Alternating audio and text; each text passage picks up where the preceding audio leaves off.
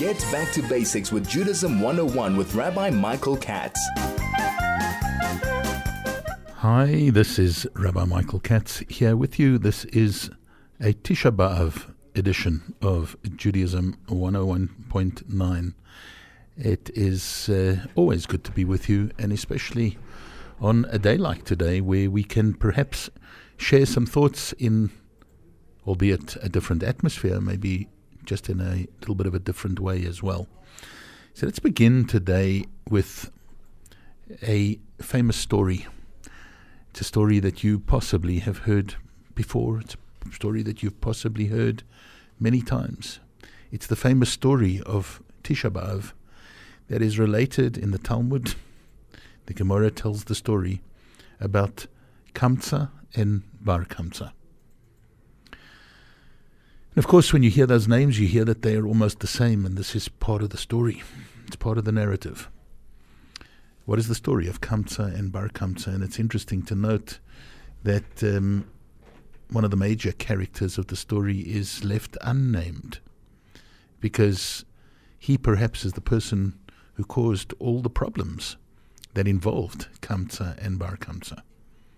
We also have to think about the fact that Kamsa played no role in the story whatsoever, and yet his name is always relegated to be part of this terrible story about what actually happened or led to the destruction of the Beit HaMikdash.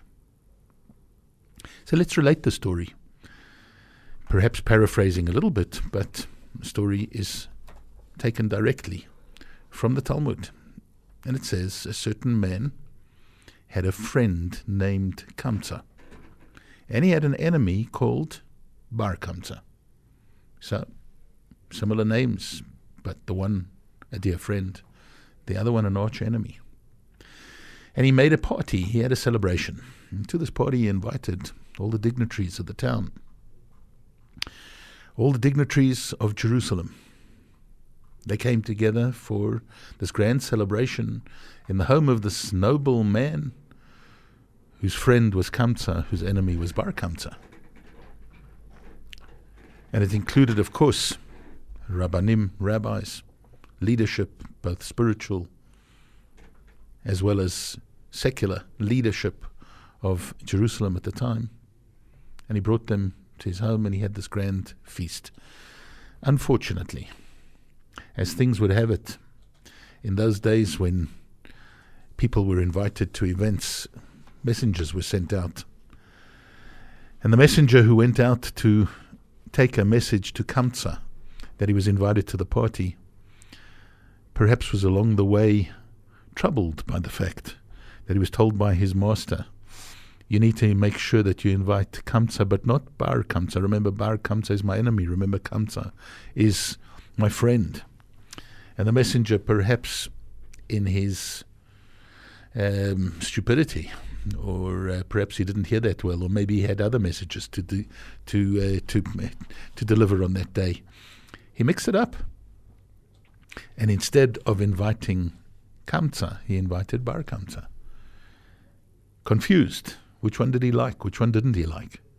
Who was his friend? Who was the enemy? Well, he could only be 50% wrong, but as it turns out, he was 100% wrong. He went and he invited Bar Kamsa. Bar Kamsa gets the invitation. So obviously he must have been chuffed. Here he got an invitation from this person who he thought was his arch enemy, who hated him. Maybe he was reaching out. Maybe this was an opportunity for a return to the way that it should be, that friendship should prevail. And got himself dressed, obviously, went off to the banquet, went off to the party. Upon arrival at the party, the host looked at him and said, "What are you doing here? Get out." Bar Kamsa responded, "I received an invitation to the party. You invited me. I had it hand-delivered by your messenger. There's no doubt that I was invited to this party." The host says, "We made a mistake. There's been a mistake. I certainly didn't want to invite you. You're my enemy. And I would like to show you the door.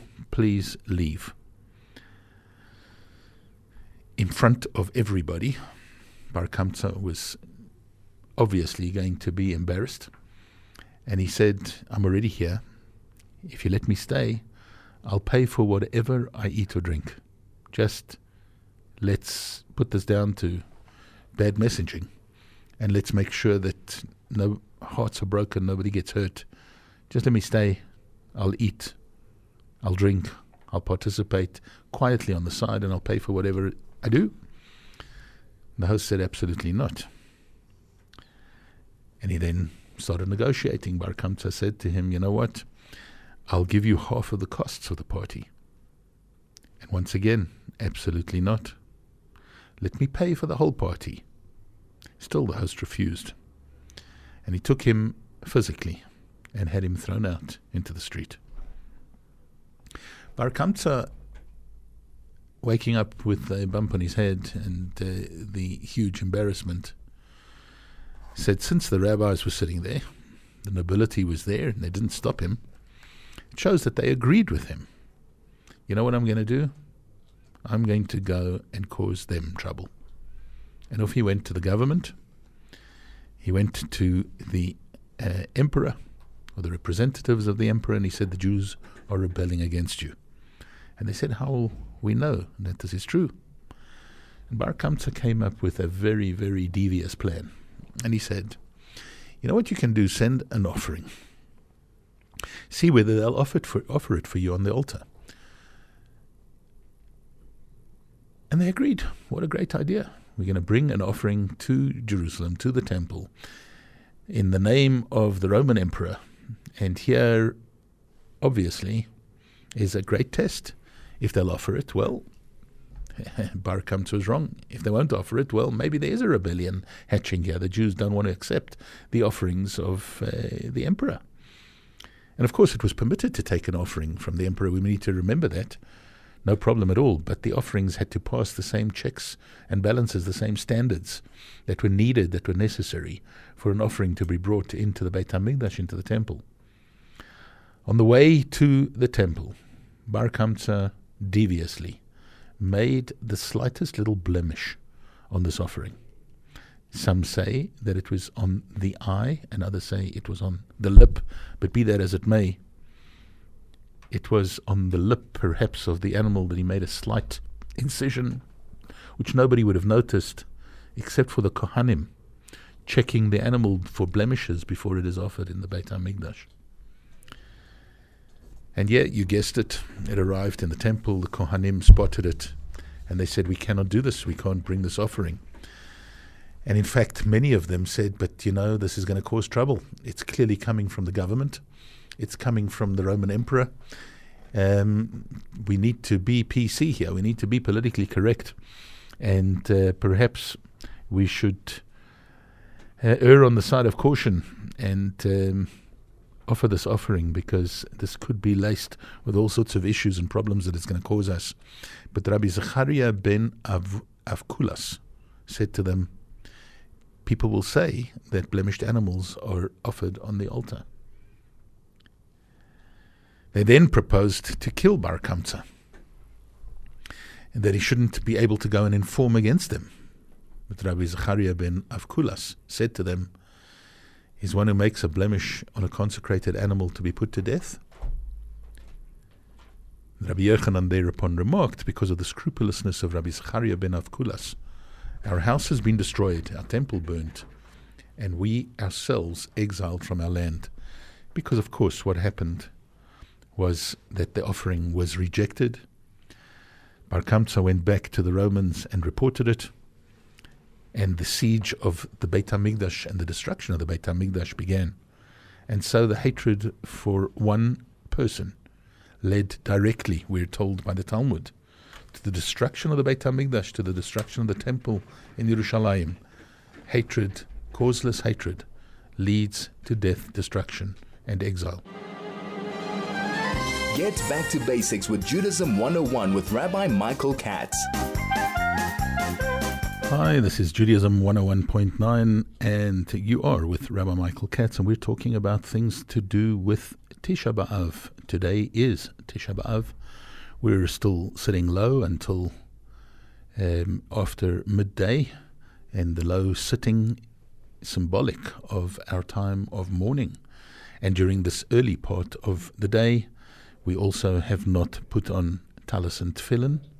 We will do that at mincha time, after the midday mark, because things of joy are kind of refrained from. We push them to the background, but that does not mean that we do not have a positive outlook. Now, Tisha B'Av itself commemorates 5 things, 5 calamities. Number 1 is while we were in the desert, it was decreed on this day that the Jewish people would not enter the land. Remember, the spies had gone into Israel, they had checked out the place, they had come back, 10 of them with a bad report. Only Joshua and Kalev came back with a positive outlook, with the fact that God could allow us or enable us to do anything. And because of the spies and their bad report, and the fact that they instilled this fear of going into Israel into the hearts and minds of all the Jewish people, and the people sat and they cried that night, Hashem gave us reason, unfortunately, to cry, and that was that generation would not go into Israel. You don't want to go into Israel. I'm not going to take you into Israel. This is not going to be done by force. It's got to be done willingly. And so the generation of the desert had to perish in the desert. And it was all decreed on Tisha B'Av. And from year to year, every year, 15,000 men who had cried that night died. Could you imagine the days in the desert, how difficult they were, with 15,000 people who needed to be buried, who had died each and every Tisha B'Av for the duration of our stay in the desert. But then, Tisha B'Av also commemorates the fact that not one, but 2 Batei Migdash, both temples, a few hundred years apart, were destroyed on Tisha B'Av. Same fateful day, hundreds of years apart. The first one by the Babylonians, the second one by the Romans. And that destruction left its scar and its empty space, an empty place in the hearts and minds and the psyche of Jews ever since then. And for thousands of years since the destruction of the second Beit HaMikdash, we have been in the Golah, in a diaspora, a physical one, a spiritual one, an emotional one, a heartfelt one. But that's not all that happened on Tisha B'Av. We've got to remember that a great city named Beitar was conquered on that day. Beitar fell into the hands of the Romans. Its people were all killed. And it's termed by our sages as a day, a tragedy as great as the destruction of the temple. We've got to remember this was a time of great revolution. The revolt that was led by Bar Kokhba against the Romans was quelled by them, and many, many people lost their lives. Terrible, terrible tragedy, and it was a time of great hope in Bar Kokhba, and in that revolution, and in that revolt, and in that overturning of the Romans that was hoped for, and the rebuilding that was yearned for of the Beit HaMikdash that was quelled, it was crushed. And so the city of Beitar, destroyed on Tisha B'Av, was also regarded as one of the things, one of the calamities that we mourn for on this day. It was also on that day that the wicked Turnus Rufus ploughed up the area of the temple and its surroundings to fulfill what was said by the prophet Yirmiyahu, that Zion will be ploughed like a field. And we learn this from the Rambam in Hilchos Tainis, where he brings that as well. So 5 terrible things that happened on this day. We've got to think about on Tisha B'Av, though, what actually led to it all and what can we do about it. Because the fact that on Tisha B'Av each year we sit and we mourn, that is one remarkable thing. It's incredible. In fact, it was the great Napoleon who commented on coming into a shul in France on Tisha B'Av, where he took a look at and he saw people sitting, crying, moaning, wailing, reading Eicha, sitting low, tears streaming down their faces. And he said, what happened? And they said, our people were attacked and the temple in Jerusalem was destroyed. And he said, where? Jerusalem? Temple destroyed? I'm the Roman Emperor, or the Roman Emperor designate, I think he was at that time. And not the Roman Emperor, the the Emperor of France. I'm the French Emperor, and you haven't told me about this. Who was it? And they said it was the Romans. And he said, those Romans, our next door neighbors, you mean the Italians? They destroyed your temple? Why did nobody tell me about this? I'll go and deal with them. I'll go give them a clap. They deserve it. And they said, no, you don't understand. It was thousands of years ago. The temple was destroyed by the Romans long time ago. And Napoleon said, famously, a people who mourns like this for their temple that was destroyed so many hundreds of years ago will certainly see it rebuilt. And it's with that kind of an attitude that we actually look at these calamities, at these difficulties, at these destructive forces, at these things of sadness that have befallen us on Tisha B'Av. To just sit and cry? Of course we have to sit and cry. And of course we have to mourn, because we've got to realize what it is that we lost. But it's once we realize what it is that we lost that we need to begin rebuilding in our minds, that Beit HaMikdash, rebuilding in our hearts, in our souls, the things that caused the damage in the first place, and getting ourselves back to that space and that place where once again we are and can be rejuvenated. And what an incredible thing it is that thousands of years later, after thousands of years since the destruction of the second Beit HaMikdash, the Jewish people are still mourning for the destruction of the temple. What an incredible thing it is that Jews still have in their hearts to understand that this destruction was only in order to enable the building of the third Beit HaMikdash. The fact that we have a hope, not only in the future, but a hope in today as well. And the fact that we know that we are in a time and a space and a place where we can do something about changing negativity into positivity, about turning around the bad and the sad and the negative things that have happened to our people over so many centuries, and that we still believe, and that we still know, and we know with every fiber of our being that God Almighty is going to bring an end to this pain and the suffering, and He's going to see to it that very soon Mashiach is going to come, and we are going to get out of this diaspora, out of this golus, out of this exile, an exile, a physical exile and a mind exile, a heart exile, an exile from which any other nation in the world would have not recovered. We are still here to tell the tale. Your people, God, are still mourning. They are still sad for the loss. But we know that you are the one who can turn this around, and we know that you can take us out of here, and we know that you can change this all. And we're willing to do our part. This is a partnership. This is us coming to you, God, and begging you to change what you can change. And we've pledged, and we do pledge, and we undertake that we're going to change what we can change. We're going to fix what we can fix. We're going to rectify what we can rectify, and we're going to replace hatred with love. Now, I find it interesting, personally, that the names of the people in the story that we told about Kamsa and Bar Kamsa have the one thing in common, which is the word Kamsa. Now, if you take the word Kamsa and you look at it and you think about it, the word Kamsa in its, if you look in any dictionary, I guess the word Kamsa means a fist. You know, when you clench a fist, that's a Kamsa. And by divine providence, the names of these two individuals were Kamsa and Bar Kamsa. And perhaps the idea in my own thought of a Kamsa is the idea of a fist, a clenched fist.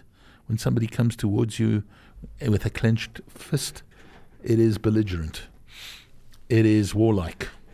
It is coming to give you a smack, give you a hiding, show you belligerence. Not very friendly at all.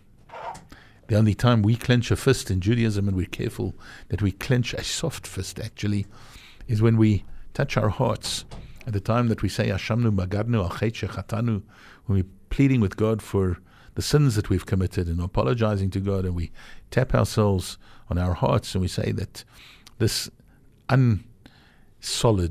not solid fist, we want to have it opened. And perhaps this is the idea then of the kamtza and then the bar kamtza, or the kamtza, the clenched fist, and the fist that has to be relaxed, that has to be opened. That yes, of course, we have to be able to defend ourselves, and of course, we need to do that in the strongest way possible to defend ourselves against the onslaughts of negativity, of evil that come up against us. But the idea of the open fist towards those around us, to open our hands. There is nothing worse than a person whose fist is so tightly clenched that he cannot part with what he perceives to be his own money or his own abilities, that he refuses to share with anybody else. And open that fist, open it up and give with an open hand. The idea of a helping hand, of an open hand, of a giving hand, is certainly not the fisted hand that is depicted by the name Kamtza. And we have this beautiful concept embedded in the whole story of Tisha B'Av. It's not about clenched fists, it's not about closed hearts. It's about opening our hearts. It's about realizing how great God is and how great His people is. Am Yisrael has stood for thousands of years, through thick and through thin, through difficulties, through destructions. Anti-Semitism. The anti-Semitism of today that has resurfaced over the last couple of years was always there, just once again allowed to fester, allowed to resurface, and yes, instigated very cleverly by those who have managed to manufacture it and do it. And it comes up against us, and yet we as the Jewish people know the truth. And we stand here proud and we say, you know what, God, after all these years of death, destruction, of misery, of campaigns against us, of anti-Semitism, of those who have this absolutely I don't know what the word is, but there's no way that you can water it down, this vicious, violent wish to destroy Jews, to destroy Judaism, to destroy God, actually, to destroy goodness in the world, to destroy everything that Torah and Judaism stands for. We're still here, God. We're still here to tell the tale, and we're still here to tell you that we are ready for you to take us out of this galus. We're ready for this geula, for this redemption.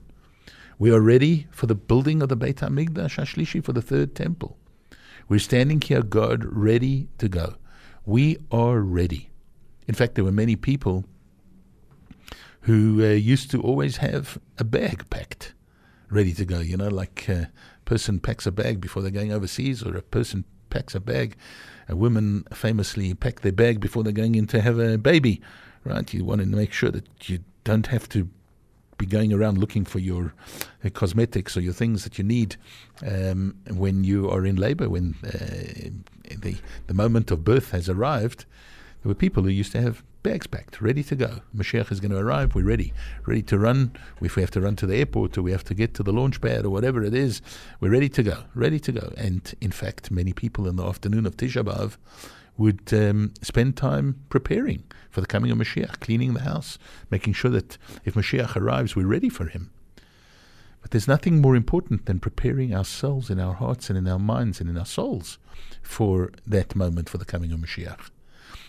And on Tisha B'Av, where we're really tested, this is the moment of darkness that can bring the greatest light.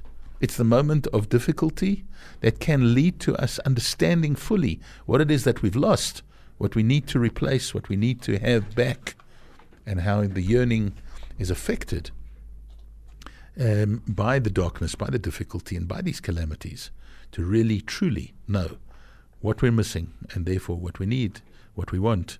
And there's nothing more important on our minds at the moment than the geula, the redemption, and the coming of Mashiach. Get back to basics with Judaism 101 with Rabbi Michael Katz. Welcome back. It's Rabbi Michael Katz here with you. It is Judaism 101.9 here on Chai FM, and it is Tisha B'Av. It is that day of mourning, but the day of looking forward to a brand new morning, with the coming of Mashiach. And therefore, on this powerful day, of which there is now only about, 6 or 7 hours left of Tisha B'Av, perhaps let's go through the things that you need to know from a technical point of view for the balance of the day. Well, we sit low and are in the more stringent part of the morning until after midday today, which I imagine is about 10 past 12 here in Joburg. So about approximately half an hour to go, let's say, of sitting low and of being in the more intense part of the morning. We should be saying Kinot if you are able to run up until that time. Thereafter, we may sit on regular chairs. None of the other stringencies about Tisha B'Av are lifted yet. We daven mincha prayers are said in the afternoon. Everything that was left out in the morning prayers, the Psalm of the Day and various other things that people say at the ends of davening and so on, are said. We put on talis and tefillin. We daven mincha. The afternoon prayers are said with tefillin on right up until the end of those prayers. There is a Torah reading that takes place at mincha with the reading for a regular fast day and the mincha haftorah that goes with it as well. After mincha, we put away our talis and tefillin, and then we continue fasting until nightfall. I think in Johannesburg that's a couple of minutes after 6 this evening, so not that long of a fast actually, not that difficult. The weather is great, and all of those things as well. But in the afternoon, one may start preparing for the, it's not a Yom Tov that you're not allowed to light fire or cook and so on. One may prepare for after the fast, but we've got to remember that after the fast this evening, we still may not eat meat or drink wine. That in fact carries through until midday tomorrow. After midday tomorrow, we may eat meat or drink wine.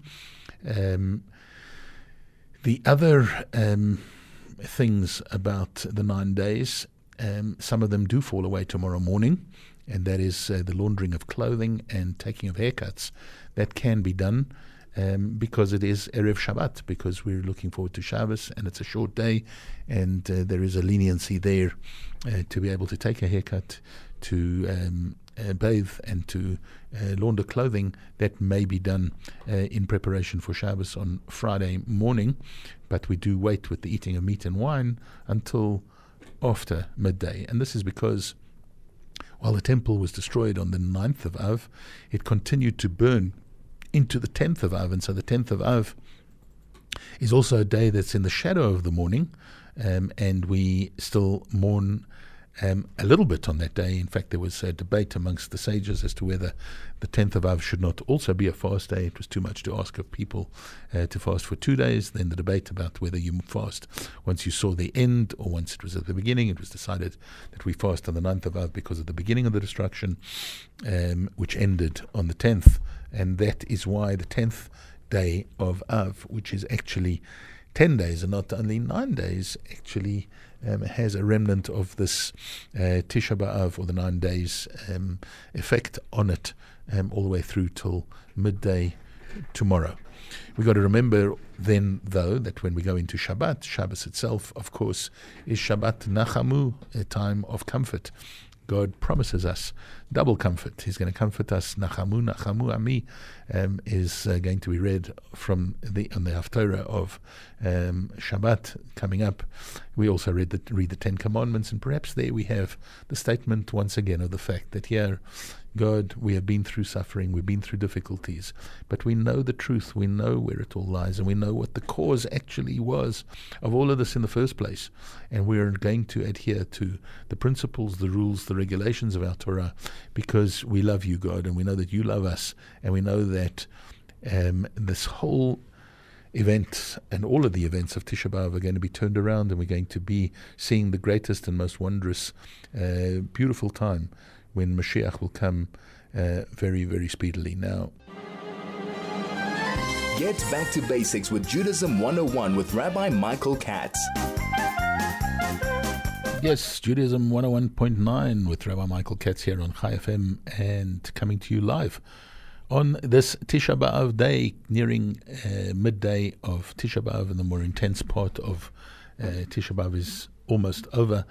But while we think about the things that we're not allowed to do, what about the things that we should do? What about the things that we can do? Well, based on our introductory story of Kamsa and Bar Kamsa and the difficulties that, the problems and the destruction that a bad decision of hatred actually brought into the world and caused all of this destruction in the first place, perhaps it is an opportunity for the balance of Tisha B'Av, and of course in the days going forward, to reverse that, to show ahavat chinam, to show wanton love for others, to recognize that we're not perfect, and who are we to judge the perfections or the imperfections of others?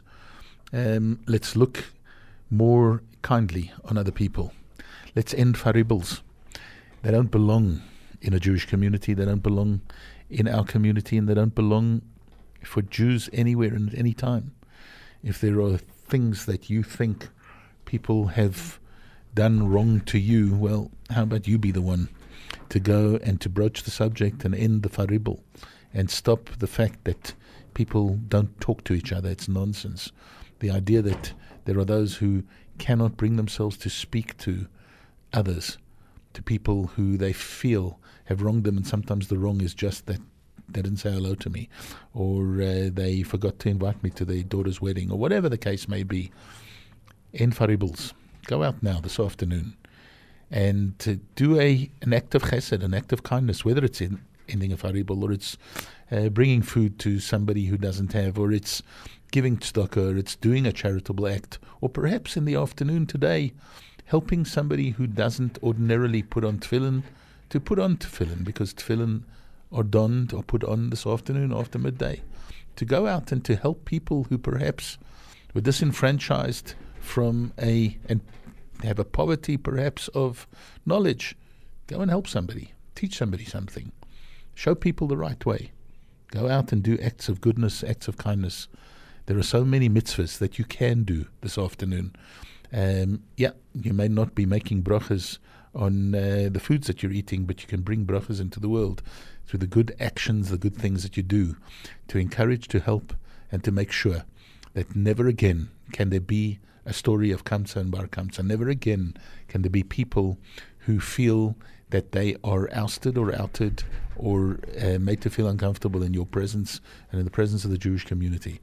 Let's make sure that we go out and we create the perfect framework for Mashiach to come into, where there is love, where there is mitzvahs, where there are mitzvahs being done, where there are actions of kindness, and where there is unity, where we come together as one and we say, God, we're here. We are ready. We're ready for Mashiach. We're ready to put an end to this golus.